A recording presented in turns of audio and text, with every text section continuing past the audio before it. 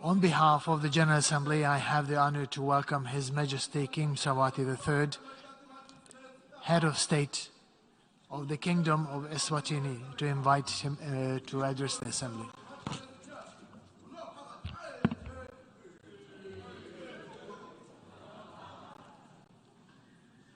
Mr. President, Your Excellency, Heads of State and Government, UN Secretary General, distinguished delegates, ladies and gentlemen.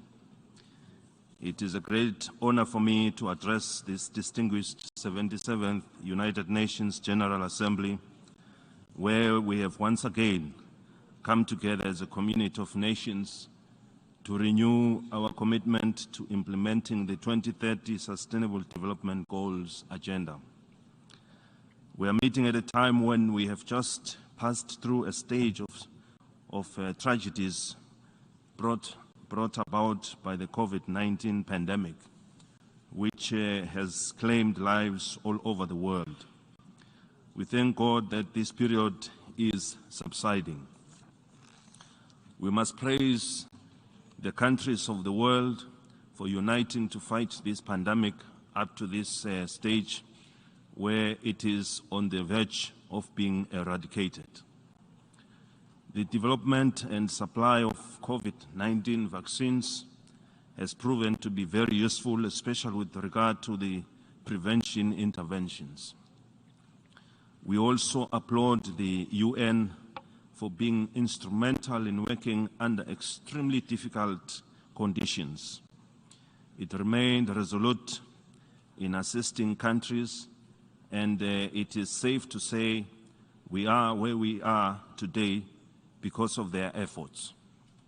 Despite these challenges, it is encouraging to think that there were some positives to take away from this experience. In the case of Eswatini, we were compelled to develop testing laboratories and oxygen storage facilities, which are now very helpful in the fight against other health issues. We have witnessed the availability of oxygen, which has been used in saving the lives of snake bite victims, among other medical emergencies. The COVID pandemic arrived in the midst of an HIV/AIDS pandemic, which we were still battling with, and it affected various programs that had been put in place. Eswatini has made great strides in the fight against HIV and AIDS. The country became a shining example for the continent and the world at large after it attained the 95 UN AIDS treatment cascade targets in 2020. We are now focused on ending the AIDS pandemic as a global health threat by 2030. This milestone would never have been possible without the support of the development partners who have been with the country since 1986, when the first AIDS case was announced. Mr. President, it is unfortunate that even after COVID, when we were beginning to say that there is hope, we are now confronted with the conflicts that are taking place all over the world. Their consequences include, among other things, the loss of life. These conflicts and tensions have also contributed significantly to the rise in food prices globally. They are not unique to a certain area, as they persist in Africa, Europe, Asia, and the Middle East. We hope to see an end to these clashes through peaceful resolutions. We must applaud the UN for its effort to prevent these conflicts from escalating. Hopefully, there will be long-lasting, fruitful results emerging from these UN interventions. As we gather here at the UN, we're all reminded of the main purpose of establishing the organization, which was to reduce tensions that led to conflict around the world. We hope the aspirations of our forefathers will guide us in using the organization to bring us together so that we can resolve our differences where they exist and find lasting solutions. This will no doubt be of great help to all mankind. These problems are a setback to the Sustainable Development Goals, SDGs, which are ongoing given that COVID has had a negative impact, while the conflicts are also taking their own toll on these programs. During the pandemic, we witnessed the collapse of many economies, the shutdowns of industries, and the disruption of poverty alleviation projects that could not be implemented properly due to all the prevention measures, which meant there was no movement of people and goods. Nevertheless, now that COVID is subsiding, it is high time for all of us to once again renew our focus on the SDGs and implement them, as they will play a crucial role in helping our countries develop. We also note the importance of the role that needs to be played by financial institutions in assisting countries in the recovery process, as most countries really suffered a lot, economical and financial, which means they face challenges in raising resources to fund this process. We hope and urge our financial institutions to remain open and receiving countries that need support to revive their developmental programs, to welcome their request with sympathy to the plight of the challenges that they faced during the troubling COVID and HIV/AIDS challenges. We do appreciate that in recent days, we have seen the financial multilateral organizations become more welcoming towards countries in need of budget support. We trust the world will continue to come together to resolve these challenges, as countries have a great strain on their resources, a situation that will be felt for some time to come. We hope the world will come together to contribute to resolving some of these problems.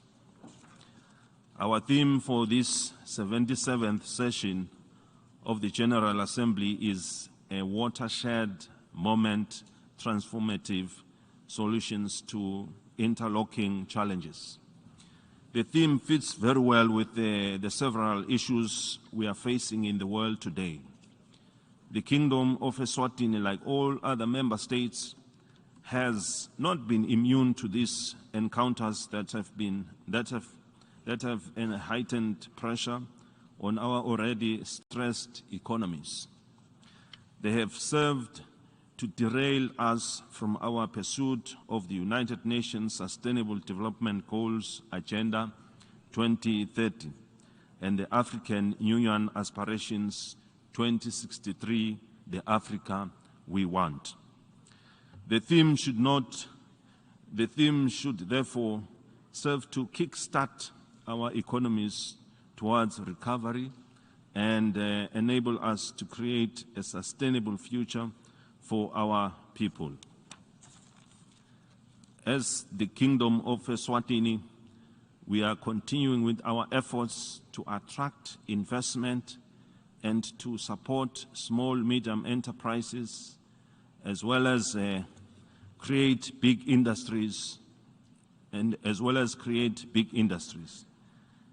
doing so, we realize the need for reliable energy to help us achieve our investment goals, so it is one of the areas we are working on developing as a region. We are also focused on remaining highly competitive which is why the World Bank Ease of Doing Business ranks us at the top in Africa when it comes to trading across borders. The government has also put in place fiscal support measures to ensure the cost of establishment of businesses and initial operational costs are reduced drastically through a range of options from fiscal to non-fiscal incentives. The creation of special economic zones has placed us at an advantage to leverage our export potential through attracting export-oriented manufacturing projects. Eswatini is also well positioned as a launch pad to the African Continental Free Trade Area, which seeks to boost intra-Africa trade with a market of 1.2 billion people and a combined GDP of $2.2 trillion US dollars. The country is also engaged in creating opportunities for our youth to address the issue of unemployment and poverty. There are opportunities to be explored in areas of ICT, agriculture, and the informal sector, to name but a few. Mr. President, the Kingdom of Esuatini welcomes the new program by the UNDP to support our youth in Africa who want to engage in entrepreneurship to mitigate the issues of poverty. This is a noble idea, and we are ready to embrace it.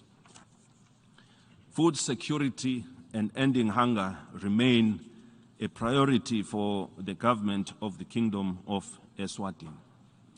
We are deploying a double-pronged strategy to address this challenge by providing social safety nets for the most vulnerable groups.